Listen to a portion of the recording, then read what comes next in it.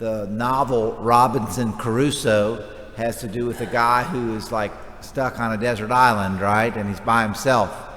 And he's like a non-believer or nominal believer. And then something happens and it literally shakes him into faith, if you will. He experiences an earthquake, okay? And the power of the earth moving like humbles him. And an earthquake is one of those things that makes you feel small and insignificant, right? Now, we don't have too many earthquakes around here, right? But we do have storms, don't we? And if you've ever been in a boat when a storm comes up, you feel powerless.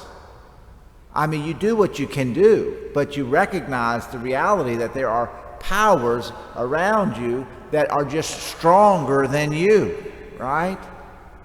How about, I was talking to somebody who was telling me about their dad, and they were saying, their dad had always been tall and strong, broad shoulders, and a lot of muscles. And then Dad got cancer, and Dad shrunk and got smaller and smaller and weaker, and was just that image of strength and power and protection that this young lady had always seen. And in all of these cases, there is this kind of reality that the world is stronger than us. The apostles are in the boat with Jesus, and what happens? A storm happens. As I've said many times from this very pulpit, life is filled with storms.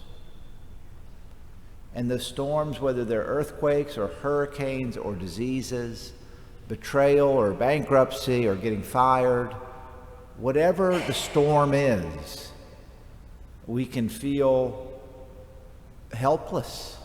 And what do we do in our helplessness? What do we do? We certainly must strive to overcome the trials and difficulties in our lives. We must work hard. We must study. We must, go to the doctor. We must prepare for the storm coming. We must do our best to man the tiller and point the boat in the right direction. And we have to do those things, right?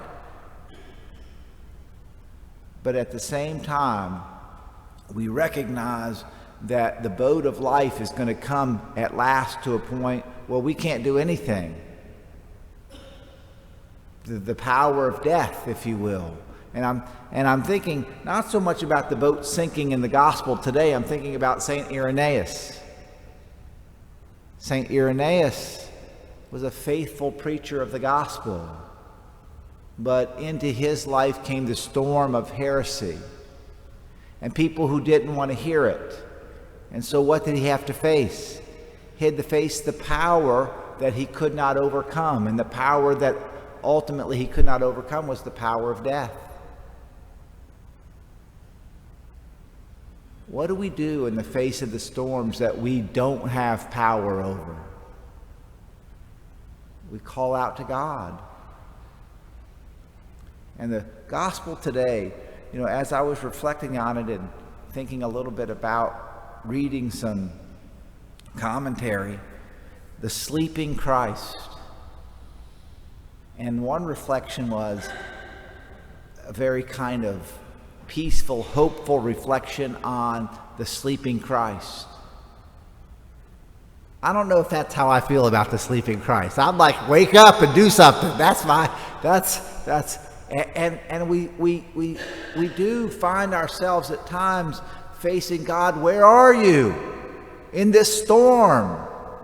Wake up, rebuke the wind. But we do recognize that the disciples came into this moment not unknown to Christ. Christ knew the storm was there, right? He knew it was going to come. He was aware. The prophet Amos is prophesying to the children of Israel about the destruction of their nation.